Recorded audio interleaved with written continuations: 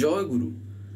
দেখবেন আমরা বিভিন্ন জিনিস নিয়ে, বিশেষ করে শ্রী ঠাকুরের বলা যে কথাগুলি থাকে সেগুলি নিয়ে আমরা প্রত্যেকেই একটা জানতে চাই। এবার তাই যে কোনো বিষয় হোক না কেন, ঠিক একই রকমভাবে দেখবেন আমরা এমন কিছু কিছু শব্দ শুনে থাকি আমাদের জীবনে, যেগুলির একটা প্রভাব আমাদের মনোজগতে পড়ে থাকে। যেমন দেখবেন বলা হয় আশীর্বাদ, যেমন যজ্ঞ, রক্ষা কবচ, এইরকম কিছু কিছু শব্দ দেখবেন আমরা সাধারণত যখন শুনি একটা আমাদের মনোজগতে তার একটা প্রভাব একটা বিশেষ রকমভাবে কিন্তু পড়ে থাকে। যেমন এই যে আশীর্বাদ শব্দটা শুনলে দেখবেন আমাদের মাথায় চট করে কি আসে, যেমন আমরা ভাবি কি না একটা কিছু আমার উপরে অন্ততপক্ষে তো আছে, আমার মাথার উপরে কারো না কারোর তো হাত তো আছেই, এইরকম আমরা একটা চিন্তা ভাবনা করে থাকি। তো এই সব বিষয়গুলির সম্বন্ধে ঠাকুর যে কথাগুলি বলেছেন তারই ভিতর থেকে আজকে আমরা একটা কথা জানবো, তা হচ্ছিল এই রক্ষা কবচ নিয়ে, যেটা শ্রী শ্রী ঠাকুর এর মানেটা কি এবং এটা আমাদের জীবনে যে কেন প্রয়োজন তা যে বলেছিলেন তা আজকে আমরা কিছুটা জানতে চলেছি।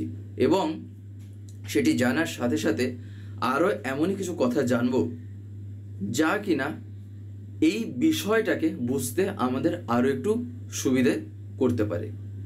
সেই বিষয় সম্বন্ধেও তাই আমরা কিছুটা রিলেটেড কিছু বিষয় আমরা জানার চেষ্টা করব। তো যাই হোক, আজকের এই আলোচনাটি এবার আমি শুরু করার আগে আপনাদের কাছে শুধু একটি কথাই অনুরোধ করছি, ভিডিওটিতে আপনারা সম্পূর্ণভাবে যুক্ত থাকার চেষ্টা করবেন। আশা করি দিলে আজকের এই যেই টপিকটি আপনারা দিলে নিঃসন্দেহেই বুঝতে পারবেন।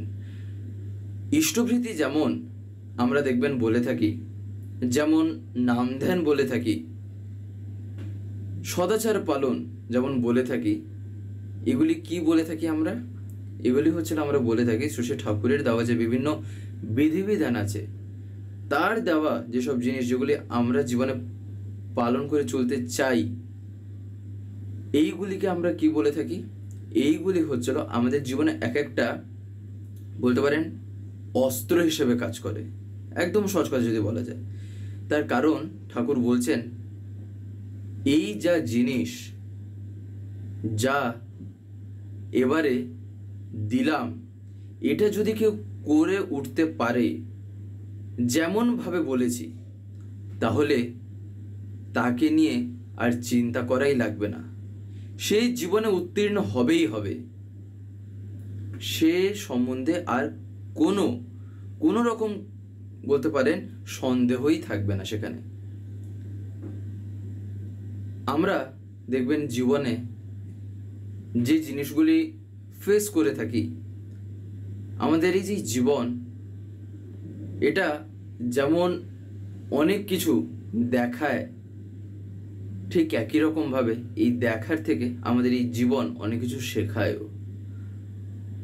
অর্থাৎ এই জীবন একটা এমনই জিনিস, এই জীবনের বলতে পারেন এই যে একটা ফিল্ড, এটা ছিল সম্পূর্ণ একটা এক্সপেরিমেন্টের ফিল্ড, সম্পূর্ণ এক্সপেরিমেন্টের একটা জগৎ। যদিও এই এক্সপেরিমেন্ট করতে গেলেও আমরা কিন্তু 10 বার ভেবে থাকি যে এই কাজটা করব কি করব না। কেন বলা হয় যে আমাদের এই জীবন এটা হচ্ছে হলো একটা এক্সপেরিমেন্টারি? তার কারণ দেখবেন আমরা কেউই জানি না যে এটা করলে কি হবে বা না হবে, ওই জিনিসটা করলে আদৌ আমি হতে পারবো তো? সব ক্ষেত্রে এটা বলা পসিবল হয় না। তাই সেক্ষেত্রে কি হয়, সেক্ষেত্রে একটা আমাদের এক্সপেরিমেন্ট করাই তো হলো, আমি করে দেখছি, হলো। তাহলে এবার এই এক্সপেরিমেন্টটাও যে করলাম, কিন্তু কিভাবে করলাম না, অনেকগুলো অপশনের ভিতরে একটাকে চুজ করে আমি এক্সপেরিমেন্ট করলাম। এই কারণেই বলা হয়ে থাকে জীবনটা হচ্ছে হলো একটা এমনই জায়গা, একটা এমনই ভূমি যেখানে আমরা অনেক কিছু দেখে থাকি, অনেক কিছু তাই শিখেও থাকি। এবার এই শেখাও আবার অনেক রকমভাবে হয়। কেউ জীবনে ধাক্কা খেয়ে হয়তো দেখা যাবে অনেক কিছু শিখেছে। জীবনে যে বাধা, এই সব কিছু প্রত্যেকের জীবনেই কিন্তু আছে, কারোর জীবনে যে একদম ভরে আছে আর কারোর জীবনে নেই তা কিন্তু মোটেই না। প্রত্যেকের জীবনে কিন্তু বাধা বিপত্তি, বলতে পারেন অবস্টাকেলস, এগুলো থাকবেই থাকবে। না হলে কিন্তু জীবনকে বলতে পারেন উপভোগও করা যাবে না। একটা একঘেয়েমি যে আমরা বলে থাকি ওই রকমই হয়ে যায়। কিন্তু মূলত আমরা যদি দেখি এই সব কিছুই যখন আমরা করতে যাই, আমাদের বেসিক্যালি যে জিনিসটা প্রয়োজন তা কি? তা হলো একাগ্রতা আর নিষ্ঠা। এবারে ঠাকুরের দেওয়া যে জিনিস সেখানেও যদি আমরা দেখি এই একাগ্রতার নিষ্ঠা কিন্তু চাই। যেমন ধরেন ইষ্টভৃতি। আমি ভাবলাম কি না, ঠাকুর তো ইষ্টভৃতি করতে বলেছেন, ইষ্টভৃতি করলে আমি শুনেছি এটা হয়ে যায় ওটা হয়ে যায়। আমি এবারে সেই লোভে ইষ্টভৃতি করলাম, একদিন করলাম, দুদিন করলাম, 3 দিনের দিন আর আমি করলাম না। আবার কি মন জাগলো, আবার 10 দিন পর আবার শুরু করলাম করতে, আবার ছেড়ে দিলাম, আবার করছি। তার মানে কি? তার মানে আমি লেগে নিই, অর্থাৎ আমার নিষ্ঠা নেই। এইবারে নিষ্ঠা যদি কোনো কর্মে না থাকে, তা যে কোনো কাজই হোক না কেন, নিষ্ঠা না থাকলে কিন্তু সফলতা আসবে না। নিঃশেষে লেগে থাকা চাই প্রত্যেকটা কিছুর পিছনেই। পড়াশোনা, বিদ্যার্জনের ক্ষেত্রেও যদি আমরা দেখি, যদি আমরা লেগে না থাকি বিষয়টার সম্বন্ধে বা সেই বিষয়টাকে নিয়ে, তাহলে কিন্তু তাকে আমরা অর্জন করতে পারবো না। খেলাধুলার ক্ষেত্রেও যদি দেখি, প্র্যাকটিস যদি না হয়, যদি একটা লাগাতার যে জিনিসটা আমরা বলে থাকি সেটা যদি না হয়, তাহলে কিন্তু খেলাও আমার দ্বারা সেই রকম হয়ে উঠবে না। তাই প্রত্যেকটা কিছুর পিছনেই নিষ্ঠা চাই, তার সাথে কি চাই? একাগ্রতা। যে কথাটা বাস্তবে পরম পূজ্যপাদ শ্রী আচার্যদেব বহুবার বহু জায়গাতেই তিনি বলেছেন, এখনও তিনি এই কথাটা বারবার বলেন যে একাগ্রতার নিষ্ঠা না থাকলে কিন্তু কৃতকার্যতা আসে না। কৃতকার্যতার প্রথম লক্ষণই হলো এই দুটো জিনিস, প্রথম লক্ষণ। তাই এবারে এই একাগ্রতাটা কি? একাগ্রতা হয় কি করে? যেটাকে আমরা বলে থাকি কনসেন্ট্রেশন। এমনকি যদি আমরা লক্ষ্য করে দেখি, দেখবেন নাম ধ্যানের ক্ষেত্রেও এই একাগ্র থাকার কথার একটা বলতে পারেন ব্যাপার আমরা বলে থাকি, শুনেও থাকি। কিন্তু এই একাগ্রতা বাস্তবে কি হয় কি করে, এইটা কোনোদিনও ভেবে দেখেছি? আমরা দেখবেন সচরাচর কি করে থাকি, আমরা যেটা করে থাকি, আমরা একাগ্রতাকে আনতে গিয়ে আমি ভাবি একাগ্রতা মানে হলো একটা কিছুকে নিয়ে পার্টিকুলারলি ওইটাকে নিয়ে একটা স্থিরীকরণ, একটা ফিক্সেশন, যে ব্যাপারটা আর কি। ঠাকুর বলছেন এই কনসেন্ট্রেশন আর এই ফিক্সেশন বাস্তবে কিন্তু এক জিনিস নয়। কনসেন্ট্রেশন মানে কিন্তু ফিক্সেশন না, তাই না? কেন এই কথাটা শুনছি? তার কারণ এই যে ইষ্টভৃতির ক্ষেত্রে যদি আমরা দেখি, তাহলে দেখবেন সেখানেও কিন্তু একাগ্রতার একটা প্রয়োজন আছে। না হয় কি, না হয় দেখা যাবে আমি ইষ্টভৃতি করতে বসে আছি, আমার ইষ্টের প্রতি মনটা নেই, মনটা হয়তো আছে আমার প্রতি, যে আমি এটা যে করছি যাতে আমার লাভ হয়, যাতে আমার এই জিনিসটা যেন পূরণ হয়ে যায়। একটা লোভে, একটা স্বার্থ নিয়ে আমি ইষ্টভৃতি করছি, অথচ বলছি ইষ্টভৃতি, যেখানে আমি ইষ্টের নামগন্ধ পর্যন্ত আমি রাখিনি, আমি সব কিছু কেন্দ্র করে করছি আমাকে নিয়ে। তাহলে সেই ইষ্টভৃতি কতটুকু ফল নিয়ে আসতে পারে জীবনে? আমি শুনে নিলাম ইষ্টভৃতি করলে এইটা হয় ওইটা হয়, আমি সেই লোভে পড়ে ইষ্টভৃতি করলাম, এই না যে আমি তাকে ভালোবেসে ইষ্টভৃতি করছি। তাই এই ইষ্টভৃতি করার ক্ষেত্রেও তাহলে কনসেন্ট্রেশনের দরকার হয়, একাগ্রতা দরকার হয়। তাই এই কনসেন্ট্রেশন করতে গেলে কিন্তু বাস্তবে কনসেন্ট্রেশন হয় না। মজার বিষয় হচ্ছিল এখানেই, কথাটা একবার শ্রী শ্রী ঠাকুর বলেছিলেন যে কনসেন্ট্রেশন করতে গেলে কিন্তু কনসেন্ট্রেশন হয় না, ওর সবচেয়ে সহজ পথ হলো আদর্শনিষ্ঠ হয়ে চলা। তার কারণ কি? দেখবেন শুধু কনসেন্ট্রেশনই কেন, জীবনের এমন অনেক পর্যায়ে আসে, এমন অনেক ক্ষেত্রে যদি আমরা দেখি, তাহলে দেখবেন আমরা যে জিনিসটা করতে চাই না সেই জিনিসটার পিছনে যখন অতিরিক্তভাবে মনটা দিই তখন ওই কাজটাই হয় না। দেখবেন বলি না, আমরা বলে থাকি তো, কেন? ঠিক একই কারণে কনসেন্ট্রেশনের ক্ষেত্রেও তাই। কনসেন্ট্রেশন করতে গেলে আমি ভাবছি আমায় এখন কনসেন্ট্রেট হতে হবে, আমায় এখন একাগ্র হতে হবে, এই কনসেন্ট্রেট হতে হবে, এই হতে হবে, সেই হতে হবে, এইটা যত ভাববো আমি কিন্তু তত হয়ে উঠতে পারবো না। আমাদের মনটাই এমন, এই মন হচ্ছিল খুবই কিন্তু চঞ্চল, আর যেটা একটা অস্বাভাবিক ব্যাপার কিন্তু তা মোটেই না। মনের বলতে পারেন বৈশিষ্ট্যটাই হচ্ছিল তাই। তাই এখানে আমি যদি জবরদস্তি করি, এই মনটাও ওই স্প্রিংয়ের মতনই লাফাবে। একটা স্প্রিংকে যখন আমরা প্রেস করি, সেই স্প্রিংটা তখন কি হয়, আরও সে যতটুকু জায়গা নিয়ে আছে, তখন যখন আমি ছেড়ে দেব তখন ওটা লাফিয়ে উঠবে, লাফিয়ে ওঠে। ঠিক একই রকমভাবে এই কনসেন্ট্রেশন, এই একাগ্রতাও হচ্ছিল তাই। এই একাগ্রতাকে আমি যত মাথায় নিয়ে আসবো, আমায় একাগ্র হতে হবে, একাগ্র হতে হবে, একাগ্রতা কোনোদিন আসবে না। তার কারণ কি? ওই স্প্রিং। ব্যাপারটা হচ্ছিল কি, তার কারণ আমি কাউকে কেন্দ্র করে কনসেন্ট্রেট হইনি। আমি কনসেন্ট্রেট হচ্ছে কি, যখন যেটা একটা প্রয়োজন, যখন যেটা একটা কিছু পড়ে যাচ্ছে সেইটাকে নিয়েই আমি কনসেন্ট্রেট হতে চাইছি। আমার জীবনে যে একজন থাকবেন, এককে নিয়ে যে আমি চলতে শিখবো, সেই জিনিসটা আমার হয়ে ওঠেনি। যার ফলে কি হচ্ছে, মনটা বিচ্ছিন্ন হচ্ছে, বারবার বিচ্ছিন্ন হচ্ছে। আর যখনই আমি যা করছি আমার মনে হচ্ছে আমার কনসেন্ট্রেট আমি করতে পারছি না নিজেকে নিজে। এই কারণে ঠাকুর বললেন যে ওর সবচেয়ে সহজ পথ হলো আদর্শনিষ্ঠ হয়ে চলা। যেমন উদাহরণস্বরূপ যদি দেখি, ধরেন আমি ঠাকুরকে জীবনে মাথায় নিয়ে চলছি। আমরা এই যে আলোচনাগুলো শুনছি বা দেখছি, একটা জিনিস লক্ষ্য রাখা দরকার, আমরা কি প্রত্যেক দিন এই ভিডিওগুলো পাই এই স্বস্তিতীর্থ থেকে বা চ্যানেল থেকে? দেখবেন আপনারা হয়তো অনেকে এমন আছেন যারা ইউটিউব খোলার পরে এরকম স্ক্রল করেন, দিলে আপনারা দেখতে পান।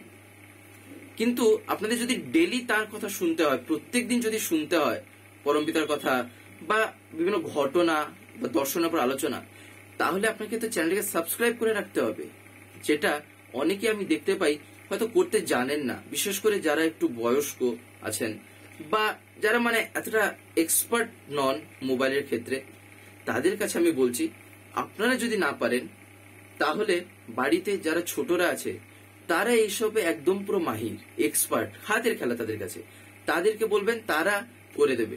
বলবেন সাবস্ক্রাইব করে পাশের যে একটা বেল আইকন আসবে ওটা প্রেস করে অল করে রাখতে। দিলে কি হবে, আমি যে ভিডিওগুলো আপলোড করব, আপলোড করা মাত্রই আপনাদের মোবাইলে নোটিফিকেশন চলে যাবে। নেট যদি অন থাকে তাহলে নোটিফিকেশন চলে যাবে যে ভিডিও আপলোড হয়ে গেছে। তখন আপনারা সেখানেই ডাইরেক্ট প্রেস করে ইউটিউবে ঢুকে দেখতে পারবেন। তখন আপনাদের ইউটিউব খুলে আর খুঁজতে হবে না, তাই না? তাই আপনারা যাতে প্রতিদিন শুনতে পান, তাই আপনারা এটা অতি অবশ্যই করে রাখবেন। এবার এই যে মাথায় নিয়ে চলছি, তাহলে এক্ষেত্রে আমার লক্ষণ কেমন হওয়া চাই? তাহলে দেখবেন কিভাবে যে একাগ্রতা আসে। ধরেন আমি কোনো কাজ করতে যাচ্ছি, এই কাজটা যে করতে যাচ্ছি তখন কি হবে, আমার লক্ষ্য যদি এইটা থাকে, এই কাজটা ঠাকুর যেভাবে করতে বলেছেন আমি সেইভাবে করব, তখন কি হয়, একাগ্রতা বাড়বে। কেন না, তার কারণ তার যেহেতু বলা, আমি যেহেতু তাকে ভালোবাসি, সে ভালোবাসায় একাগ্রতাটা বেড়েছে। যেহেতু আমায় তাকে খুশি করতে হবে, তাই আমার ওই কাজের প্রতি ধ্যানটা বাড়ছে। আমায় ধরেন আচার্যদেব কোনো একটা কিছু করতে বলেছেন, এবারে তাকে খুশি করার জন্য সে কর্মটা করে তাকে দেখানোর জন্য, যাতে তিনি সেটা দেখে আনন্দ পান, সেটার জন্য যখন আমার করাটা হয়ে উঠবে, তখন কি হবে, তখনই কিন্তু বাস্তবে সেই করাটাও কিন্তু সফল হবে। মানে যে জিনিসটা ঘটছে তাহলে কি, তাহলে চলো আমি কাউকে মাথায় নিয়ে চলছি, সেই চলায় আমি একেই জুড়ে আছি, সেই একের সাথে, আর সেই যুক্ত থাকাটাই আমার প্রত্যেকটা জিনিসে কিন্তু আমি দেখতে পাচ্ছি। সেই যুক্ত যার সাথে আমি হতে চাইছি, আমি তাকেই আমি প্রত্যেকটা জিনিসের মধ্যে খুঁজে বের করে খুশি করার চেষ্টা করছি। এই কারণেই একাগ্র হয়ে যাচ্ছি। যেমন হয়তো দেখা যাবে আমি হয়তো, যেমন তিনি একটা কিছু আমায় করার জন্য বলেছেন, এই সময়ের ভিতরে তিনি এটা আমায় করে দিতে বলেছেন। এবারে তার যেহেতু বলা, তাই আমায় যে করে হোক করতে হবে। তখন কি, তখন তাকে খুশি করার জন্য আমার করাটা হচ্ছে, না আমায় সময় তাড়া দিচ্ছে, না আমায় এই লোক ওই লোক কেউ আমায় বলতে পারেন সেই কর্ম থেকে বিচ্ছিন্ন করতে পারছে, কিচ্ছু পারবে না। তার কারণ কি? তার কারণ আমি যাকে ভালোবাসি সে ভালোবাসাটাকে আরও বলতে পারেন জীবনে স্থান দেওয়ার জন্য আমি তা করতে চাই, সে ভালোবাসাটাকে আমি আরও বাড়িয়ে তুলতে চাই। একদিন শ্রী ঠাকুর বলছেন যে যেমন স্ত্রী তার স্বামীকে কত রকমভাবে খুশি করতে চায়। তার স্বামী হয়তো সারাদিন পরিশ্রম করে সে যখন বাড়িতে এলেন, হয়তো দেখা যাবে দুটো কিছু ভালো রান্না করে রেখেছে তার মনের পছন্দের। এই রকমভাবে সে হয়তো সেদিন তাকে খুশি করলো। স্বামীও তার স্ত্রীকে কিভাবে যে খুশি করবে সেও ভাবে। অফিস থেকে ফেরার পথে কিংবা হয়তো সে যে কর্মই করছে সে কর্ম থেকে ফেরার পথে হয়তো এমন কিছু রাস্তায় দেখতে পেল যেটা হয়তো তার স্ত্রীর ভাল লাগে, পছন্দ হয়, তখন ওটা নিয়ে এলো। কী ভেবে? না হয়তো সে ভাবছে যে সারাদিন যে বাড়িতে যে কাজ, সে যে পরিশ্রম, বাড়িতে থাকা মানে তো এই না যে চুপচাপ বসে আছে। প্রত্যেকটা মুহূর্তে হয়তো দেখা যাবে কিছু না কিছু হয়তো কর্ম করছে, তাই না? কখন রান্না, কখন হয়তো বাড়িঘর পরিষ্কার, কখন হয়তো কাপড় কাচা, এই ভেবে সে তার স্ত্রীর জন্য কিছু নিয়ে এলো। তাহলে এইখানে যে জিনিসটা দেখা যাচ্ছে তাহলে কি? তা হলো ঠাকুর বলছেন সেই ভালোবাসাটাই দেখা যাচ্ছে। আর এই ভালোবাসা ছাড়া কিন্তু জীবনে থাকা যায় না। তাই এই ভালোবাসাটাকে যখন আমি পরম যিনি, যেমন আমি পরম পিতা বলছি, যখন এই প্রেম যখন আমার তার প্রতি হবে, যখন আরও বাড়বে, তখনই কিন্তু আমার এই একাগ্রতাটা আপনা থেকেই আমার মধ্যে জেগে উঠবে, আমি নিজেই দেখতে পাবো। তাই এটা কোনো কসরতের জিনিস না। ঠাকুর বলছেন আর বুদ্ধি রাখা লাগে আমার ভালো মন্দ যা কিছু দিয়ে তাকে উপচয় করে তুলব। অর্থাৎ আদর্শনিষ্ঠ যখন হয়ে চলছি, তার মানে কি? তার মানে ঠাকুর বলছেন এই জিনিসটা, অর্থাৎ তাকে যে কিভাবে আমি খুশি করতে পারি। তখন ঠাকুর বলছেন কসরত করতে হয় না, নইলে মনের তরঙ্গ চাপা দিতে গেলে তা আরও ফেঁপে ওঠে। দেখেন ঠাকুর নিজেই কিভাবে এখানে বললেন, যেটা একটু আগে যে আমরা শুনলাম যে স্প্রিংয়ের যে কথাটা, তখন ঠাকুর কি বলছেন, যখন এই রকমটা ঘটে, অর্থাৎ এই মনের তরঙ্গে যখন আমি নিজে জবরদস্তি করে চাপা দিতে চাইছি যেটা একটা ন্যাচারাল জিনিসকে, তখন কি হয়? ব্যর্থ পরিশ্রমই তখন সার হয়, মন ক্লান্ত ও বিব্রত হয়ে পড়ে। আর বাস্তবে এরকম হয় কেন? এখানেই ঠাকুর বলছেন তার কারণ অনেকে মনে করে কনসেন্ট্রেশন মানে ফিক্সেশন, কিন্তু এই ফিক্সেশন ঠাকুর বলছেন ভালো না, কনসেন্ট্রেশন ভালো। মনে হয় এক জায়গায় ফিক্স করে রাখতে গেলে ভালো হয় না। কনসেন্ট্রেশন মানে যা কিছু আছে তা থাকবে কিসে না, উইথ সেন্টার ফর সেন্টার। কথাটা কিন্তু খুবই বোঝার।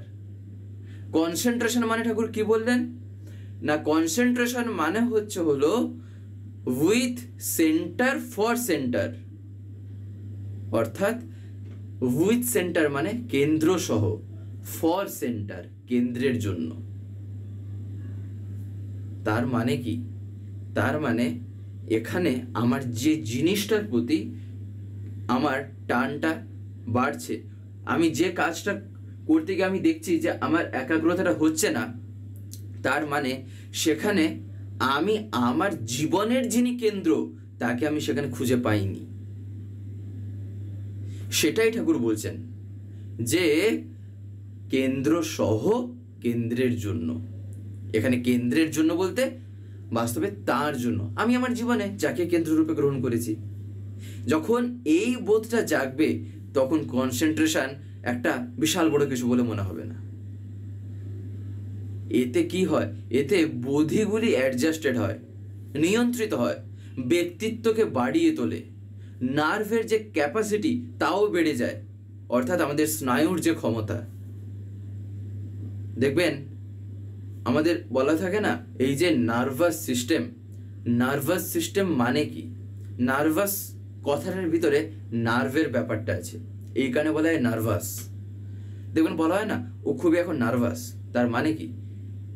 মানে এমন একটা কিছু বিষয় নিয়ে ভাবছে যেটা ভেবে ভেবে ভেবে তার নার্ভটা খুবই এই মুহূর্তে বলতে পারেন সাধারণের থেকে অতিরিক্তভাবে তার নার্ভাস সিস্টেমটা কাজ করছে। অর্থাৎ বলতে পারেন আমাদের নার্ভ আমরা যেগুলি জানি সেগুলির যে ক্রিয়া, সেগুলির সাধারণ যা ক্ষমতা তার থেকে অতিরিক্ত উঠে যায়। যেমন ধরেন, বিশেষ করে যে উদাহরণটা বললে আমরা অনেকেই বুঝতে পারবো, তাছাড়া পড়াশোনার ক্ষেত্রে, বিশেষ করে পরীক্ষা দেওয়ার সময় দেখবেন বলা হয় না ও এখন খুবই নার্ভাস আছে, পরীক্ষা দিতে যাবে না। ওই যে নার্ভাস, ঠাকুর বলছেন এখানে হচ্ছিল তাই, এই নার্ভের এই ক্যাপাসিটিও বেড়ে যাবে। সে তো হবেই, এটা তো একটা সাধারণ কথা। যখন আমার মধ্যে কনসেন্ট্রেশন আসবে তখন তো নার্ভের যে ক্যাপাসিটি তো আপনা থেকেই বাড়বে। তাই ঠাকুর সেই পথটা দেখিয়ে দিলেন, এবারে করতে হবে আমাকে। তিনি তাই রক্ষা কবচ দিয়েই রেখেছেন। এই যে এত কথা যে শুনছি, এখন মনে হবে রক্ষা কবচের কথা কোথায় শুনলাম? বাস্তবে রক্ষা কবচ তো এইবারেই আসছে, যেখানে ঠাকুর বলছেন ইষ্টভৃতির কথা। এই যে একাগ্রতার কথাটা যে শুনছি, তার কারণ কি? তার কারণ ছিল ইষ্টভৃতির জন্য। দেখবেন আমরা ইষ্টভৃতিও যে যখন করে থাকি, ইষ্টভৃতির ক্ষেত্রে আমাদের মন কি একাগ্র থাকে? একাগ্রতা হয়তো দেখা যাবে কিছু কিছু থাকে না, কিছু কিছু ক্ষেত্রে থাকবেই না। তাই সেই একাগ্রতা আমার হোক, আমি খুবই মাইন্ডটাকে করে স্থির করতে ইষ্টভৃতি করতে চাই, ভুলে যেতে হয় ওই সব কথা। ভালোবাসতে হয় কেবল তাকে, আর ইষ্টভৃতি করার সময়ও আমার ভাবটা মাথায় দরকার পড়লে একটা জিনিস রিপিটেডলি ঘোরাবো, তা হচ্ছিল ইষ্টভৃতি করব তাকে খুশি করার জন্য, যেন এই ইষ্টভৃতি করা তার ভোগে যেন লাগে। এই জিনিসটা তখন মাথায় আনা চাই। একাগ্রতা আপনা থেকেই আসবে। যখন মন্ত্রটাও বলবো তখন মন্ত্রের মানে বুঝে বুঝেও যখন আমি বলার চেষ্টা করব, একাগ্রতা আপনা থেকেই আসবে, বাধ্য আসতেও। একাগ্রতা কোনো জিনিস না যে দোকানে কিনতে পাওয়া যায়, এটা প্রত্যেকের মনের মধ্যেই আছে, প্রত্যেকের কাছে এই জিনিস আছে। সে ক্ষমতা পরমপিতা প্রত্যেকের মধ্যেই দিয়ে রেখেছেন, চাই হচ্ছিল জাস্ট সেটাকে একটু জাগিয়ে তোলা। এই কারণেই তো ঠাকুর বলছেন এভরিথিং ইজ পসিবল বাই লাভ, অর্থাৎ সবকিছু সম্ভব কেবলমাত্র ভালোবাসা দিয়ে। আমি যদি ভালোবাসতে জানি, আমি যদি ভালোবাসতে শিখেছি, আমি সবাইকে আপন করে তুলতে পারবো, প্রত্যেককেই। এবারে হ্যাঁ, অনেকের আবার মনে হবে এই কথা শুনে কোথায় তাহলে চোর ডাকাতরা তো হয় না। বাস্তবে দেখবেন তো, একটা চোরের সাথে যদি আরেকটা চোর যখন এসে যায় তখন কি তাদের মনের মিল হয়ে যায়? তো সেক্ষেত্রে কিভাবে মিলে যায়? তার কারণ ওদের কাছে ভালোবাসা বলতে ওই ব্যাপারটাই। এমন কি তাহলে একটা সাধু ব্যক্তির কাছেও একটা চোর কিভাবে আপন হয়ে উঠবে? এখন অনেক কথা আছে এসব বিষয় সম্বন্ধে, বিষয়টা একটা আলাদা দিকে চলে যাবে যদি এখন এইসব কথা আমরা শুনতে বসি। ঠাকুরের জীবনে যদি আমরা দেখি তাহলে দেখবেন চোরের কাহিনী ঠাকুরের জীবনে কত ঘটেছে, কত কত বলতে পারেন সেরকম মানুষ যে তার নিজের জীবনে বলতে পারেন কিভাবে যে পরিবর্তন যে এসেছে তার দয়ায়, সে কত ঘটনা যে আছে তা বলে বলে শেষ করা যায় না। এমনকি একটা চোরকে তার চরিত্রটাকে চেঞ্জ করার জন্য ঠাকুর যে কত পরিশ্রম করতেন তার শেষ নেই। ঠাকুর একদিন বলছেন একটা মানুষকে, তাকে মানুষের মতন গড়ে তোলার জন্য আমি দিনের পর দিন, রাতের পর রাত আমি অপেক্ষা করে থাকি। ঠাকুরকে একদিন জিজ্ঞাসা করা হয় যে ঠাকুর, আপনি কেন জানা সত্ত্বেও যে এরা এইরকম, আপনি তাও কেন এদেরকে আপন করে তুলতে চান? তখন ঠাকুর বলছেন যে ওরা যেমন হতভাগা সন্তান, আমি হচ্ছি তাদের সেই রকম বোকা। অর্থাৎ ঠাকুর ইংলিশে বলেছিলেন শব্দটাকে ফুলিশ, ইংরেজিতে ঠাকুর বলছেন ওরা যেমন হলো হতভাগা সন্তান তোমরা মনে করছো, আমি হচ্ছি তাদের সেই হতভাগা সন্তানের বোকা বাবা। তখন সবাই শুনে হাসছেন যে ঠাকুর কি বলছেন। তখন ঠাকুর বলছেন তার কারণ আমার দিনরাত আমার একটা আশা থাকে, কোনো না কোনো দিন তো তারা পরিবর্তন হবেই হবে, তাই আমি তাদেরকে ছাড়তে পারি না। আর বাস্তবে ঠাকুর তা করে নিজে দেখিয়েও দিয়েছেন যে কিভাবে যে পরিবর্তন করানো সম্ভব, আর তা কেবলমাত্র ভালোবাসাতেই। চোরেরা পর্যন্ত কেঁদে ফেলতো ঠাকুরের কথা শুনে যে এইরকম দরদ যে কোথায় পাওয়া যায়। শুধু চোর, মাতাল থেকে শুরু করে মানে সে কত যে কে আছে তার ঠিক ঠিকানা নেই। ঠাকুর এমনি কি বলেছেন যে আমি একটা লোকের জন্য একটা সাম্রাজ্য বিকিয়ে দিতে পারি, কিন্তু একটা সাম্রাজ্যের জন্য একটা লোককে আমি কখনোই কিন্তু বিকিয়ে দিতে পারি না। এই কারণেই তো তার এত কিছু বলা, এত কিছু দেওয়া। এই যে ইষ্টভৃতি, এই যে আমরা রক্ষা কবচের যে কথা যে শুনে থাকি, ঠাকুর একদিন বলছেন যে ইন্দ্রজিৎ ছিল অজেয়, তার মূল ছিল নিকুম্ভিলা যজ্ঞ, কিন্তু যেদিন তার সেই যজ্ঞে ব্যাঘাত হলো সেই দিনই তার বিনাশ সম্ভব হলো। তাই আমরা যদি তেমনি ইষ্টভৃতি অটুট রাখি, ঠাকুর বলছেন তাহলে যেন রক্ষা কবচটা হাতে থাকে। তারপরেই ঠাকুর বলছেন তাই আমরা যদি ভোরে উঠে নাম ধ্যান ইষ্টভৃতি করে যদি বেরোই, তাহলে সেক্ষেত্রে শরীরের মধ্যে একটা তেজোদ্দীপ্ত যে একটা ভাব, একটা যে বলতে পারেন মনের মধ্যে যে একটা ঊর্জা, সে জিনিসই আলাদা। ঠাকুর বলছেন তাই ভোরে উঠে নাম ধ্যান ইষ্টভৃতি করে বেরোনো লাগে, সেটা আয়ুদো স্বাস্থ্যদো সব দিক দিয়েই ভালো। আর ওই সব করে যখন বেরোলাম তখন সে বেরোনো হয় তেমনি বেরোনো, একেবারে শক্তি সমন্বিত হয়ে বের হওয়া, এই হচ্ছিল তার দেওয়া রক্ষা কবচ। তাই তিনি তো রক্ষা কবচ দিয়েছেন, এবারে সেই বলতে পারেন সময় হচ্ছিল আমার, যে আমি সেই রক্ষা কবচকে হাতে কতটা আমি নিয়ে চলছি, তাই না? তো যাই হোক, আজকের এই ভিডিওটা এবার আমি এখানেই শেষ করব। শেষ করার আগে আপনাদের কাছে একটি কথা বলবো, যদি আজকের এই ভিডিওটা আপনাদের ভালো লেগে থাকে তাহলে একটি লাইক করে দেবেন, সবার ভিতরে শেয়ার করে দেবেন, কেমন লাগলো নিচে একটি কমেন্টে লিখে জানাবেন। আর যদি চ্যানেলটিকে এখনো সাবস্ক্রাইব করে না থাকেন তাহলে অতি অবশ্যই চ্যানেলটিকে সাবস্ক্রাইব করে পাশে বেল আইকন প্রেস করে অল করে রাখতে একেবারেই ভুলবেন না, আরও এরকম বিভিন্ন নতুন এবং ইন্টারেস্টিং ভিডিও সবার আগে পাওয়ার জন্য। জয় গুরু, বন্দে পুরুষোত্তম।